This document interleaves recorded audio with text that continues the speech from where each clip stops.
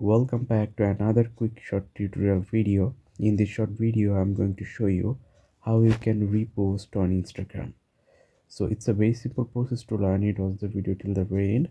So first of all, you have to make sure that your Instagram app is up to date. So check your Instagram update is available or not. If your Instagram app update is available, then update your Instagram app and then open it. After opening the Instagram app, then all you need to do just select a picture that you want to repost.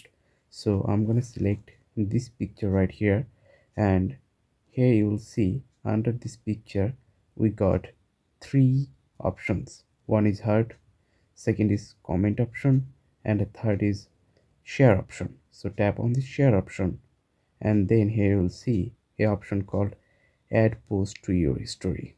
So tap on here. Now Instagram will ask you some permission. Give this permission.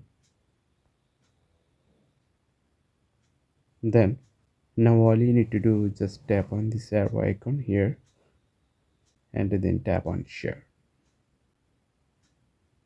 Then tap on done.